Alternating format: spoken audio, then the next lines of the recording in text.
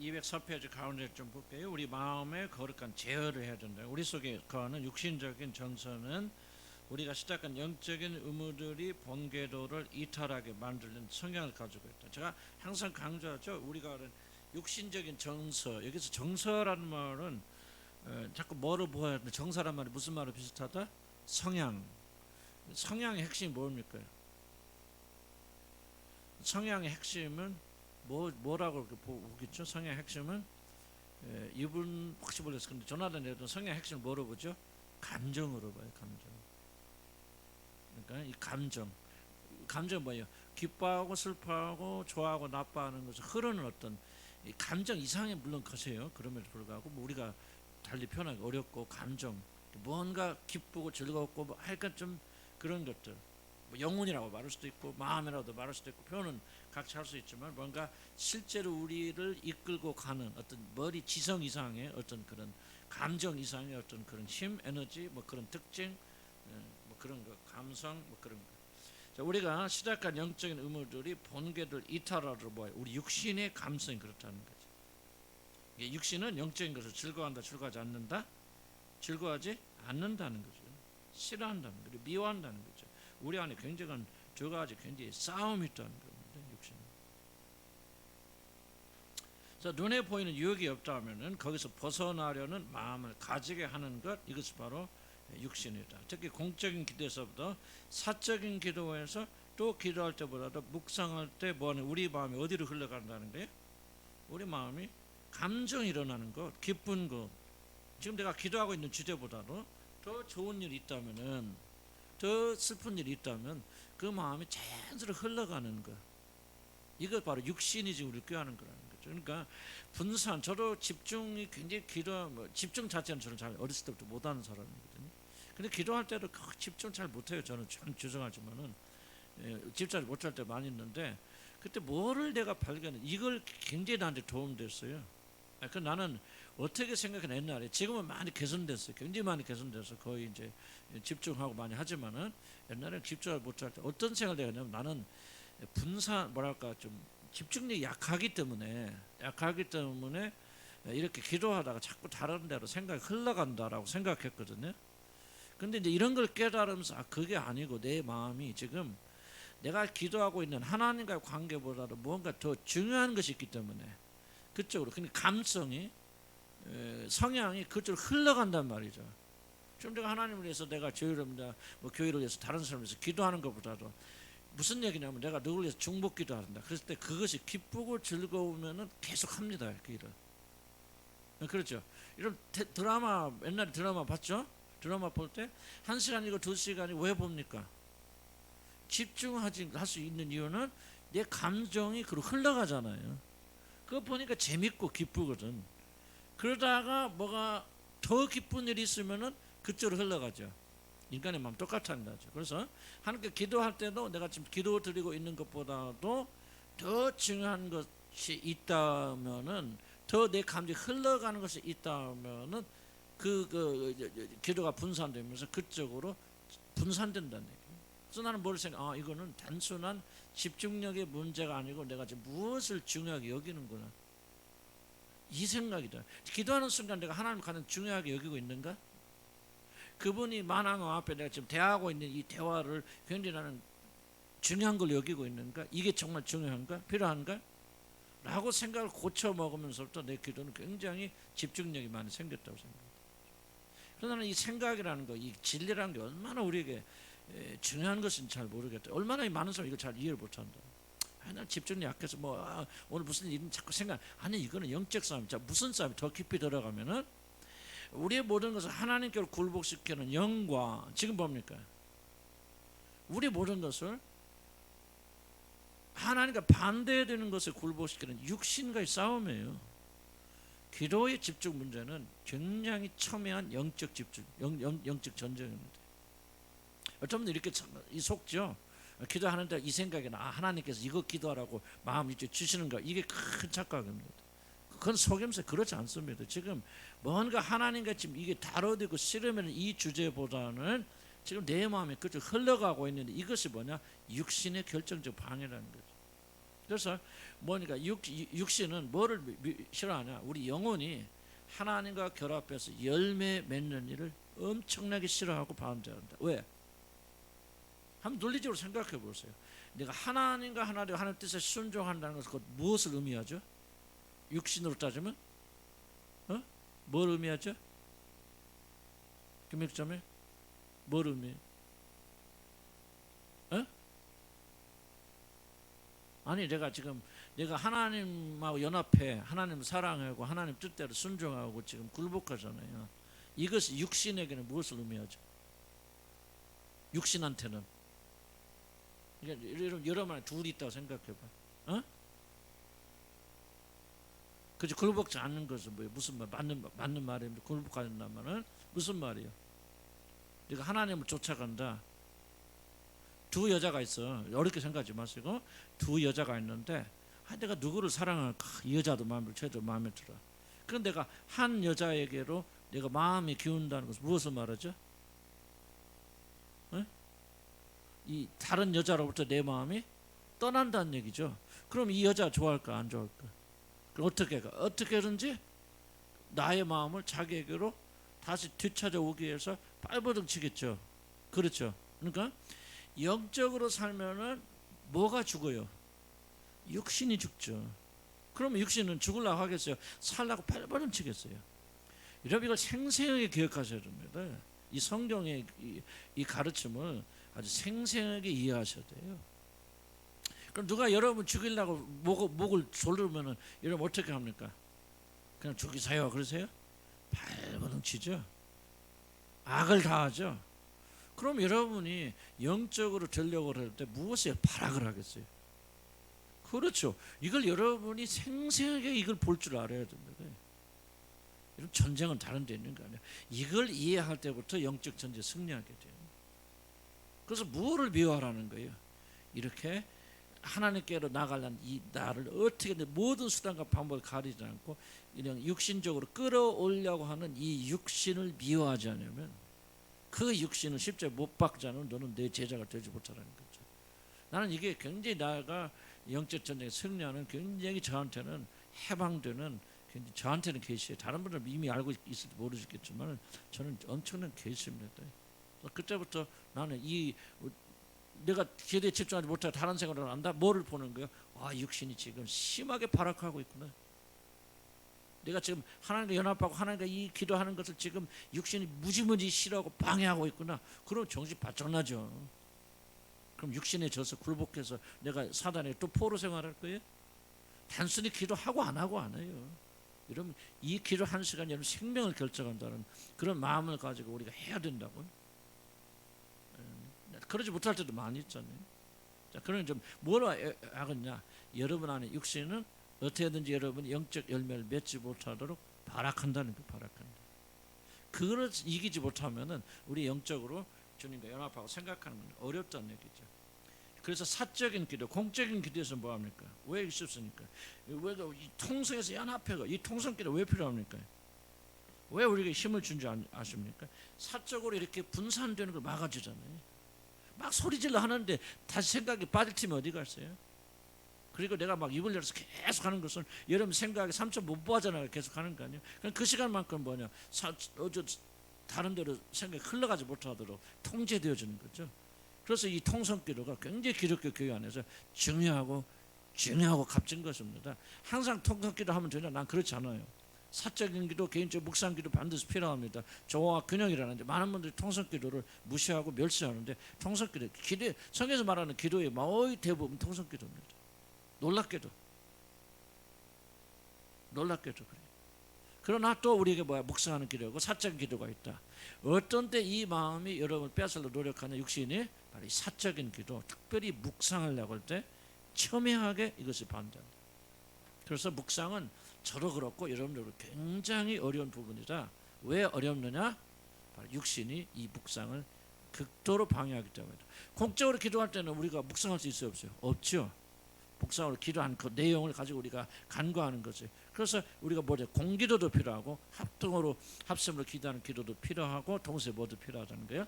사적으로 주님 묵상하는 기도가 있는데 실제 기도의 어려움은 어디에 있느냐?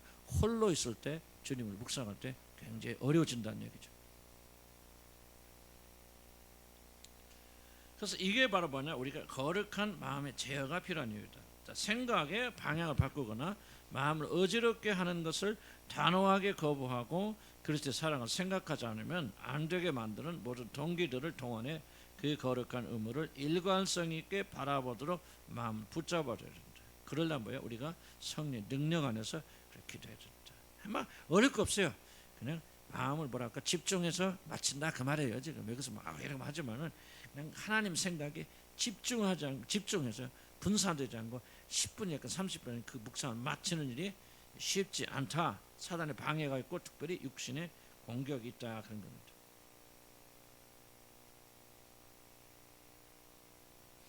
자, 그런데 그 밑에 있는 게 나오죠. 이를 위해 하늘에 속한 것에 관한 지식을 갖추는 일이 큰 도움을 줄 것입니다.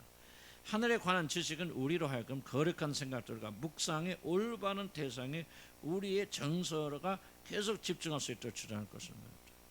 무슨 얘기입니까? 주목해 보세요.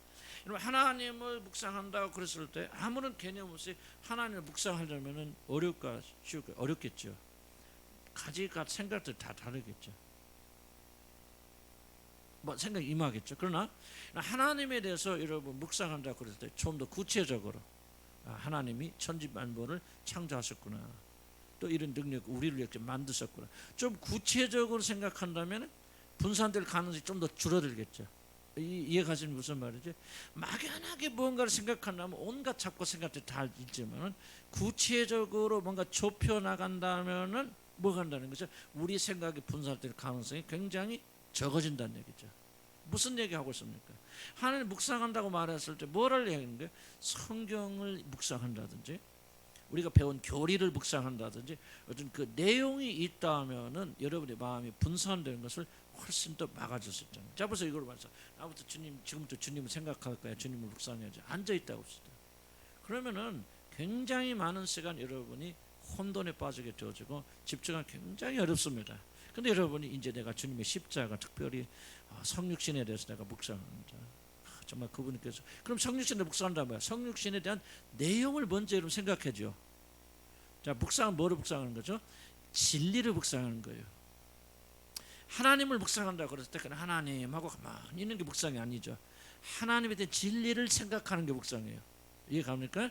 그러니까 성육신 그럼 성육신 뭐예요? 기본적으로 알아야 되겠죠. 그렇구나.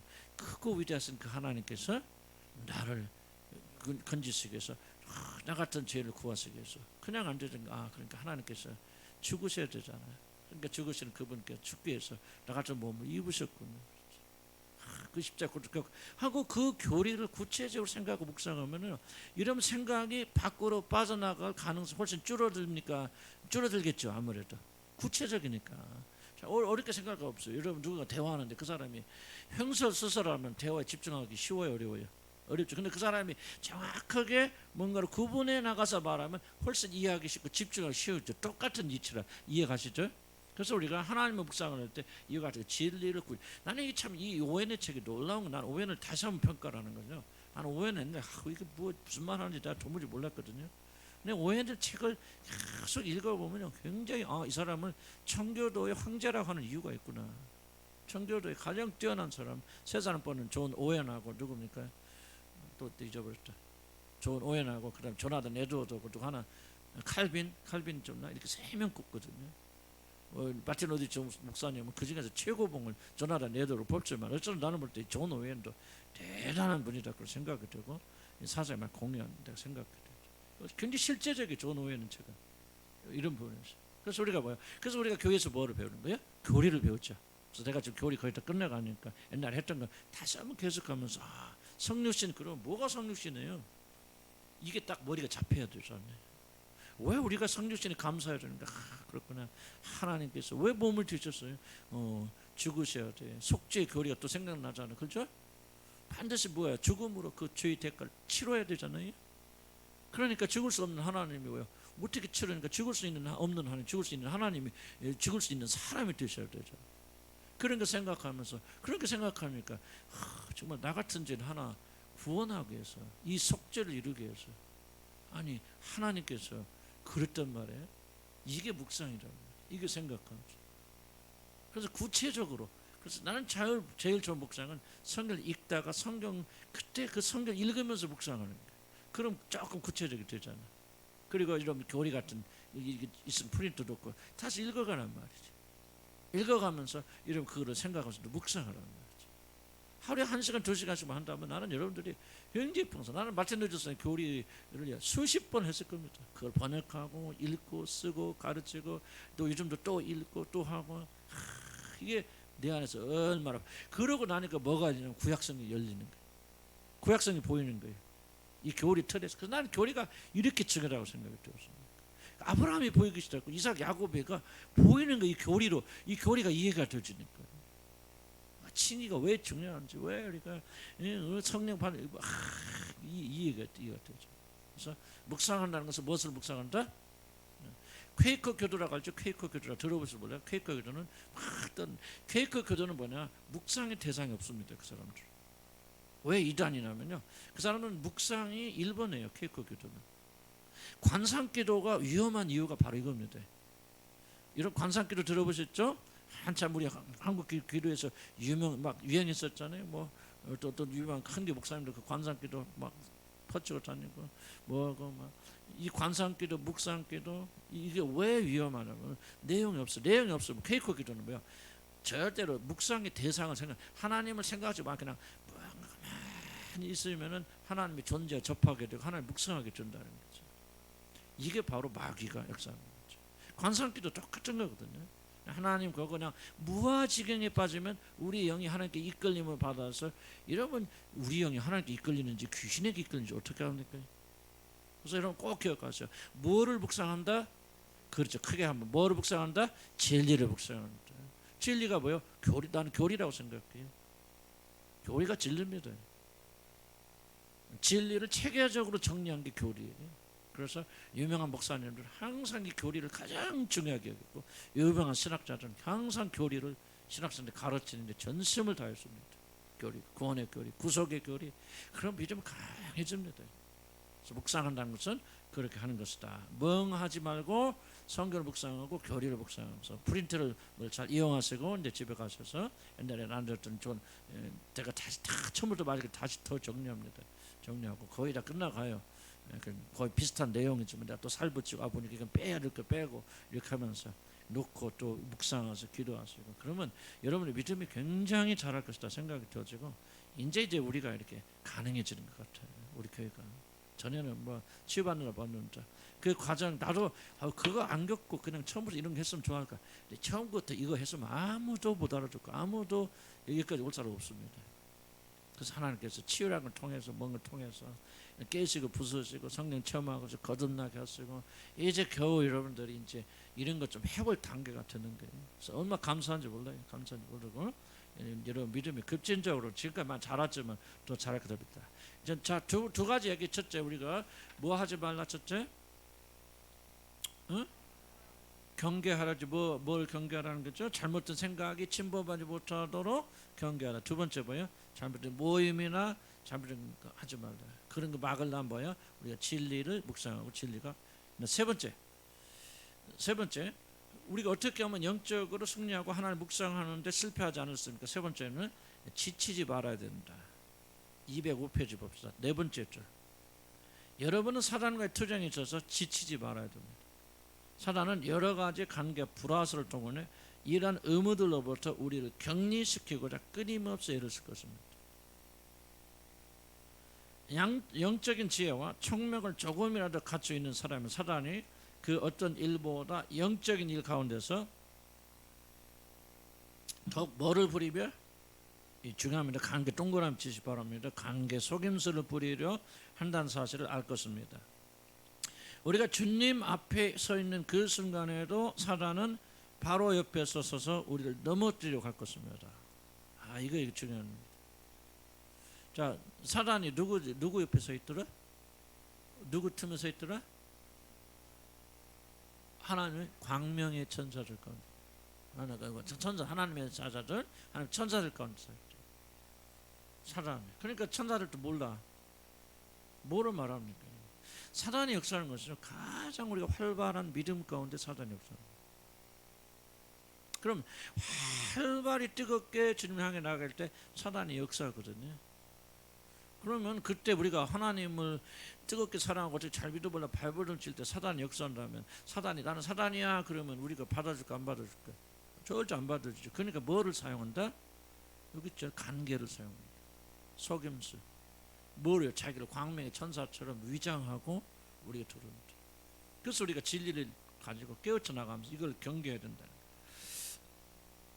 자, 우리가 주님 앞에 서 있는 그 순간에도 사단은 바로 앞에 서서 우리를 넘어뜨리고 간다는 거죠.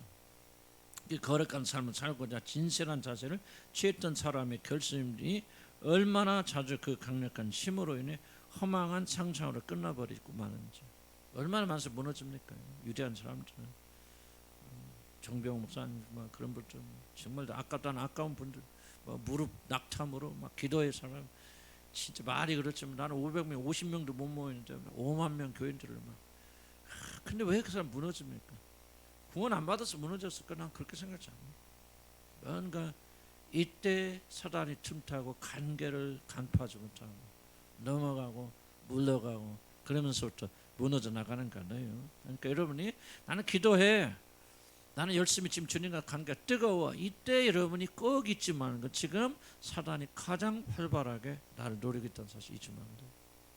이걸 잊어버리면 그때 바로 불화살을 받는다 그렇지? 예? 열심 없는 사람 사단이 공격도 안 해요. 뭘 비싼 마른 거 잡아먹어봤자 뭐 뼈다구밖에 안 하고 뭐를 잡겠어요. 살찐 거 잡지. 그래 안 그래? 그러니까 여러분이 사단이 언제 가장 활발하게 역사하냐? 주님 뜨겁게 사랑하고 은혜 받고 정말 어떻게 막 눈물과 감격 속에 들어가고 그러면 대단히 그 다음에 사단의 여러분 역사 일어납니다. 그런데 중요한 것은요, 외부의 공격이 아니에요. 사단이 항상 내 마음에서 일어나는 것이지. 외부 사람 쳐다보면 안 됩니다. 나 은혜 받는데 너 때문에 그 전부 거짓말입니다. 그건 스스로 속는 거예요. 그 순간에 뭘 깼으면 관계를 조심. 사단의 관계. 자, 뭘까 그러면? 얼마나 자주 그리고 그 강력한 힘으로 인해서 무너지는 분. 우리의 영적인 싸움이란 이러한 경우들 속에서 사단의 관계에 지속적으로 저항을 수미합니다. 사단이 펼치는 관계 방식을 자세히 살펴보시기 바랍니다. 사단의 관계함은 우리 마음에 허망하고 어리석고 부패한 상상들을 주입하는 것으로 시작합니다. 자, 우리가 영적인 묵상을 할 때 우리 마음에 그런 허망하고 부패한 생각이 일어나기 시작한다면 그 생각은 사단의 관계에서부터 비롯한 겁니다. 허망하고 부패한 생각, 이게 그래서 뭘까요? 허망하고 부패. 근데 우리가 좀 알죠. 어떤 생각이 드는데, 저도 옛날에 그 양천이가 있을 때 뭐 잘못된 거지만 막 능력 임하고 은사 임하고 막 그러니까 막 어떤 허망한 생각이 있냐면 이러다가 내가 무슨 막 사도 바울이 주는 거 아닐까? 옛날 막 그런 우스운 생각 같지만 우스운 생각이 아니고 사단의 생각, 허망한 생각. 전 세계를 누비면서 막 정말 막 사도 바울처럼 막 기적을 베풀고 막 그렇게 될 것 같아요. 막 날마다 막 기적과 능력이 막 증가되는데요. 내가 감당하지 못하지만 저녁마다 막 하나님 부어주십니다. 하나님 부어주는데 귀신이 나 잘 모르겠어. 그러나 그것도 내가 함부로 말하지 않는 것은 하나님이 그럴 수도 있고 귀신이 그럴 수도 있고 그래서 내가 함부로 못하는 거죠. 그러니까 무슨 생각이 드냐면 이게 막 우리 전라도 사투리 부항기라고 하는데 여러분 이해하나? 다른 도도 써요? 부항기 든다. 뭐사는 허스 막 이게 간이 부푼다 그죠? 근데 이게 비슷한 것도 다른 것을 있겠죠. 허망하고 부패한 생각들이 살며시 들어온다. 전병 목사님 같은 내가 추측이 그렇습니다. 전병 목사님 그 성적으로 쓰러진 맞죠? 전병욱이가 쓰러진 사람인데 난 처음부터 성적으로 부패된 생각을 했다고 생각하지 않을 것 같아요. 예를 들면은 내가 이 사람들에서 이렇게 희생하고 헌신을 봉사하고 내가 이렇게 여기까지 오기 위해서 말이지 이렇게 이 사람들에게 목숨도 돌보자고 내가 생명까지 내놓아서 이 사람 부흥시켜주고 구원시켜 줬는데 뭐 내가 좀 피곤할 때 여자들이 조금 와서 등도 좀 주물러주고 그런 거 뭐 그게 문제인가? 이거 아무 생각 아닌 것 같죠? 이해 가십니까? 무슨 그런 생각 내가 추측하는 겁니다. 처음부터 내가 막 이 여자들 임난 짓 해야지. 나는 그분이 그렇게 했으라고 생각지 않아요. 구원 받을까 못 받을까.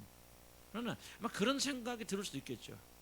부패된 생각, 허망한 생각.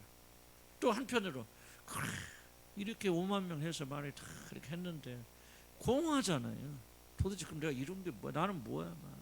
어쩐지 이상한 생각들이 사단이 가져다 줄 때 그것을 경계했더라면은 나는 그분이 쓰러지지 않을 수도 있겠다. 하나 추측하는 겁니다. 꼭 그렇다는 거 아니고. 지금 뭐를 말하느냐? 사단의 관계와 공격은 우리가 정말 주님과 가까이 나갈수록 좀 영적 생각으로 가득하려고 할 때 사단의 공격과 이 허망한 생각들, 이러한 생각들이 제가 막 경험할 때는 또 다른, 여러분 각자 다르겠지만은 그런 조그만 생각들을 사단이 여러분에게 심는다는 거죠. 그리고 그 생각을 아까 말한 대로 받아들이면은 이제 여러분의 생각은 그 다른 생각으로 정복되어져서 이렇게 능력 있는 믿음 생활하기가 어렵다는 걸 말합니다. 그래서 밑에 네 번째 볼까요? 그래서 우리는 어떠한 경우라도 이 정욕이나 부패한 원리가 우리 속에서 득세하도록 내버려 두지 말아야 됩니다. 득세하도록 내버려 두지 말아야 됩니다. 득세는 뭐예요? 우리가 허락하는 거죠. 아까 받아들이는 거죠. 만약 조금이라도 그런 부패의 원리에 자기를 내어준다면, 여기서 부패는 뭐죠? 하나님 기뻐하지 않는 모든 생각들. 뭐 어때? 당연히 뭐 내가 뭐 교회 여자 교회인데 이렇게 뭐 헌신하고 그러는데 뭐 내가 무슨 성증보에 사람들 보는데 보는 데서 야 누구야 와서 이거 저 목사님 허리 좀 여기 어깨 좀 주물러라 못 떠나. 이런 생각들을 들을 수 있는데 이런 생각을 놔둬버린다면 그 말이지. 거기서 끝나겠죠 사단이? 그럼 하나님 믿기지. 물어버리면 걸리잖아요.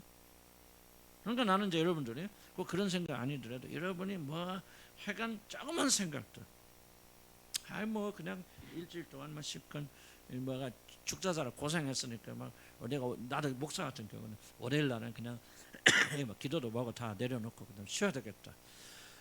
너무나도 당연한 생각 같지만 그 생각을 받아들여 버린다면 어떤 일이?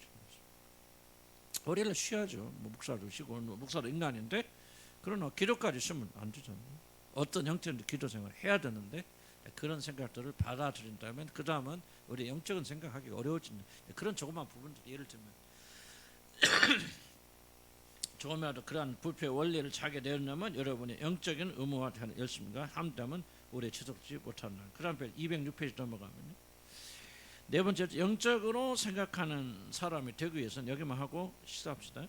그렇게까지 많은 시간과 노력을 들여야 할 필요가 있느냐고 많은 사람들이 말해요. 이제 이게 중요한 허망한 생각이 하나 대표적인 겁니다. 우리가 꼭 그렇게 해야 돼요. 그렇게 좀 미친 사람 좀 믿어야 됩니까? 막 그런 생각하는 거죠. 그렇게 말하는 사람들이 있다면 그들은 세상의 유익과 달콤함은 버리지 않은 채 손쉽게 영적인 생각을 할 수 있다는 생각. 아까 얘기했죠. 첫 계명이 뭐죠? 나 외에 다른 신. 자, 그러니까 하나님 믿는 사람들의 문제가 뭐예요? 하나님 안 믿는다는 게 아니죠. 십계명이 나 외에, 나도 믿고 외에 다른 신. 여기도 그러잖아요. 세상의 유익과 달콤함은 버리지 않은 채 하나님을 믿겠다. 부자 청년이 뭡니까? 뭔데 내 전자세를 팔아서 가는 자에 나눠주라.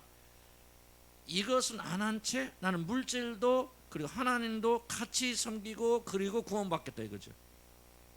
뭐 집 팔아라 그런 얘기가 아니고 안 된다는 얘기죠.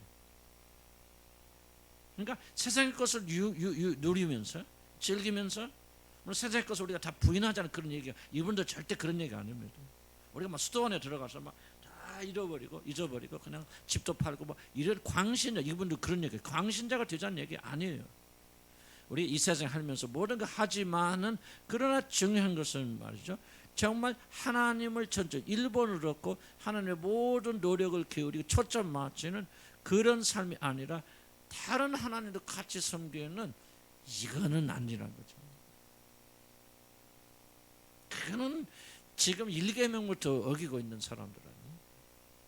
하나님도 믿고 이 보험 여러 개 하나 갖고 보면 안 돼. 2개, 3개 들어놓을수록 좋아. 똑같은 심리로 현대인들이 하나님 믿는다는 얘기죠. 올인하는 거예요. 다 잘라버리는 거죠. 하나님은 우리 세상을 살아도 먹고 마시는 것에 거기부터 쾌락을 얻는 것이 아니고 그것으로 우리가 기쁨과 생명을 취하는 것을 다 끊어버리라는 거죠. 하지 말라는 것이 아니라 그 안에서 일어나는 어떤 것도 기쁨과 영적인 힘으로 위안 삼지 말고 참된 기쁨으로 삼아서는 안 된다는 거죠. 그리고 오직 하나님 한 분만. 그럼 많은 분들이 사단의 속임수가 뭐냐? 사람이 어떻게 그렇게 살 수 있죠? 그거는 뭐 수도살인이나 목사나 어떤 뭐 사도반에 그렇게 하는 거지. 그렇게 하는 것이 하나님 뜻이 아니야라고 사단이 속임수인다는 거죠. 그러거나 거꾸로 광적으로 하나님 섬기는 거라면 모든 거 다 중단해야 돼. 직장도 그만둬야 되고 뭐도 해야 되고 집도 팔아서 다 바치고 우리는 수도사처럼 거지처럼 그렇게 살아야 되고 그냥 오직 24시간 복음만 해서 살아야 돼. 또 극단적으로 우리를 또 속인다는 거예요. 극과 극으로 왔다 갔다 하게 한다는 거죠. 그것이 아니라는 거죠. 저는 분명히 대답하겠습니다. 영적으로 생각하는 일을 엄격하게 실행하려 한다면 세상에서 모든 인생의 달콤함과 이익들은 온전히 포기해야 한다고 말합니다. 그러니까 이것은 아무것도 먹지 말고 하지 말고 휴식도 하지 말고 뭐 음악도 그만 하고 있는 거 아니에요. 그것이 바로 하나님이 주시는 어떤 기쁨과 만족도 대체하는 것이 되는 것이 아니라 그 모든 것을 단호하게 오늘 주님께서 뭐 버리라고 말씀하시면 버리라고 해야 되는데 버리지 못한다면 뭐예요? 여러분 지금 하나님 좀 섬기고 있다는 얘기죠.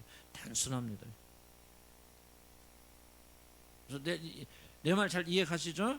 극단적인 행동을 말하는 게 아니라 어떤 세상적인 것도 위로와 안식과 기쁨과 물론 인간적인 수준은 누릴 수 있겠지만 하나님만이 주시는 어떤 것으로부터 취하려는 모든 것을 온전히 포기해야 된다는 거죠.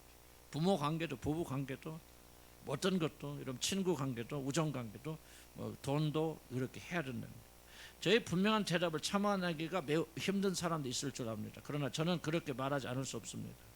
우리에게 주어진 시간의 가장 중요한 부분을 이러한 일들을 드리지 않는다면 우리는 어떤 기대를 가진다 할지라도 생명과 평안을 누릴 수 없습니다. 나는 이 말이 좀 굉장히 와서 깊이 닿았습니다.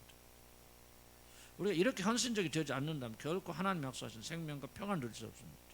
자, 우리는 뭐를 기대하죠? 자꾸 십계명이나 나는 십계명 굉장히 오늘 마음에 닿는데 십계명 뭡니까? 나 위에 다른 신을 섬기면서 이런 뭐를 기대하냐면은 하나님이 우리에게 주신 모든 축복은 고스란히 그대로 받아 누리겠다고는 이상한 생각을 합니다. 그래서 두 여자가 있는데 내가 내 마음으로 A라는 여자를 사랑하고 그 여자에게 마음을 주고 있으면서 B는 나에게 온전히 헌신하여서 마치 이 우주에 단 하나의 남자처럼 그렇게 헌신하기를 기대하는 것은 얼마나 큰 악한 일입니까? 이해가지 무슨 말이죠. 나는 지금 저와 여러분이요 똑같은 일을 하고 있다고 생각이 돼요. 두 신을 섬기고 두 신이 아니라 세 신, 네 신 섬기고 하나님은 그 중에 하나일 뿐이에요. 그런데도 불구하고 그 하나님이 마치 우주에 나 하나 있는 것처럼 온전히 나의 종이 되어서 나 하나만을 돌보도록 그렇게 요구한다면 그것까지 악한 생각이 어디가 있습니까? 그리고 하나님은 그렇게 어리석습니까? 중요한 질문. 하나님 그렇게 어리석어서 여러분의 마음은 지금 다른 데 가 있는데 모르시고 그냥 마치 하나님께서 여러분에게 막 헌신하기를 기대하시고 그렇게 안 하면 막 원망하고 불평하고 하나님 어딨냐고 삿대질합니까? 여러분 그러지 않을 줄 믿습니다. 무슨 말인가 이해 가시죠? 나는 이게 정말 우리가 엉터리 같은 자세를 하나님을 믿고 있다. 나는 그렇게 생각해요. 정말 너무나도 비상식적이다 그럽니다. 1더하기는 2인데 정말 왜 이렇게 신앙에 있어서만큼 우리는 이렇게 비상식적 나를 포함해서 하는 말이에요. 왜 이렇게 1더하기 1도 모를까 신앙을. 마음도 주지 않고 마음을 전심으로 주지 않는 그분이 그분은 나를 향해서 전심으로 나를 마음을 주기를 기대하는 것은 그는 어리석어도 이렇게 어리석은 거예요. 그런데 저와 여러분이 다 그렇게 믿고 있다는 게 믿음 생활을.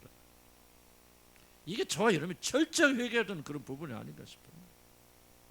우리가 하나님께 온전한 마음을 드리기 전까지는 하나님이 주시는 생명과 평화를 누릴 생각은 아예 여러분 하지 마시기 바랍니다.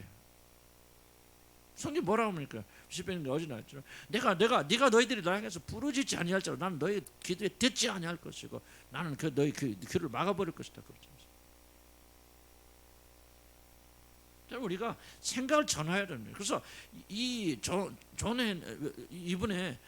책이 너무 극단적이라고 말하는 순간 여러분 하나님께 주신 모든 축복부터 끝나버립니다. 이건 일부분의 기독교님의 해당되는 이야기도 하는 순간 여러분 결코 하나님 주신 생명과 이런 평안을 절대 누릴 수 없습니다. 그게 왜 우리 현대인들이 저와 여러분들이 왜 하나님 주신 생명이 지금 단절되어 있는가? 그 생명을 누리고 있지 못하는 것은 결정적인 일이에요. 나도 이렇게 말을 떠들지만 나도 똑같은 사람이에요. 왜 우리는 그렇게 하나님의 생명을 누리지 못하고 하나님 주신 놀라운 평강과 기쁨과 이 초대교회들이 가졌던 이 놀라운 축복을 누리고 있지 못하는 게 명확하거든요. 우리는 하나님을 섬기는 거 아니에요. 다른 신을 섬기고 있고, 그리고 하나님 섬기지만은 다른 신 중에 하나를 섬기고 있고, 마치 여러 보험 들듯이 그 중에 한 보험을 들고, 그리고 나서 하나님이 왜 이거는 이런 생각조차는 우리는 꿈에도 하지 말고, 이것까지 악한 생각과 악한 말이 어디가 있습니까? 하나님께 원망하지 마세요.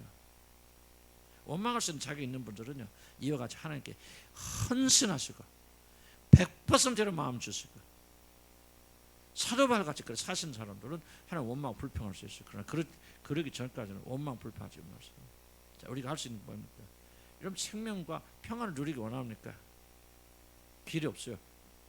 하나님이 전적으로 우리의 모든 것이 되셔야 돼. 그 전적으로 주시는 것만큼만 우리가 누릴 수 있다. 1%면 여러분 1% 누린다. 불평하지 말자. 그러나 여러분 진짜 사모한다. 마음 고쳐나가자. 나도 이 말씀 정말로 굉장히 이 말이 충격적인 말이에요. 그렇다. 나는 하나님께 이렇게 하지도 않고 생명과 평안을 구했다. 이게 미신이고 주소리다. 바뀌자. 구약 시대에는 모든 것들 중에서 첫 열매를 하나님께 드렸습니다. 하지만 그것이 최고의 것이 아니었다면 하나님께 결코 받지 않았어요. 그래서 흠 있고 점 있는 거 가져오지 말라 그러죠. 우리 시간도 그렇습니다. 여러분의 삶 중에서 주어진 가장 좋은 부분을 하나님께 드려야 됩니다. 여러분이 만약 그렇게 하고 있다면 계속 그렇게 하십시오. 이러면 영혼은 번영되게 될 것입니다. 그래서 한번 우리가 이 존 오웬의 책을 들어서 뿐만 아니라 한번 해보자는 거죠. 한번 전심으로, 그리고 가장 좋은 시간 들여보고, 1시간이고 2시간이고 한번 가장 알맹이 시간에 하나님께 드리자 그러죠. 잠 안 온다고 투덜거리지 마. 잠 안 오면 얼마나 좋습니까? 그때까지 하나님께 묵상하고 있으면 되잖아요. 생각하면 되잖아요. 또 뭐 뒤적지거나 졸면서라도 핑계하지 말고 가장 좋은 시간 드리고 한번 하나님께 충성해보고 사랑해보자. 하나님께서 얼마나 놀라운 생명을 이렇게 되돌려 주시는데, 나는 꼭 그런 축복받을 주력한 축복합니다. 기도합시다. 하나님, 오늘 말씀 찾아서 기억하고 존 오웬이 말한 것처럼 정말 우리 가장 큰 오해는 이거는 특별한 삶을 하는 거야. 우리로서 할 수 없는 거야. 세상에 살면서 어떻게 하나님만 그렇게 바라볼 수 있어? 어디 24시간 주님만 찾을 수 있어? 그런 생각에 속과 넘어가고 있기 때문에 우리는 하나님 주신 평강과 기쁨을 조금 어느 때 맛보기도 하지만은 그래서 못할 때가 얼마나 많이 있습니까? 하나님, 우리가 어렵고 힘들 때, 그때만이라도 하나님께 매달렸을 때 하나님 우리가 얼마나 큰 위로를 주셨습니까? 얼마나 평강을 주셨습니까? 그런데 우리가 그때가 지나가면 평강 사라지지 않습니까? 우리에게 다시 한번 깨달음을 주실 때 마귀에게 속지 않고 진리를 가지고 오늘도 승리하도록 도우시고, 또 우리 점심시간입니다. 각자 우리 식사하기를 축복해 주시고 함께하여 주옵소서. 예수 이름으로 기도합니다. 아멘. 점심 어떻게 할까?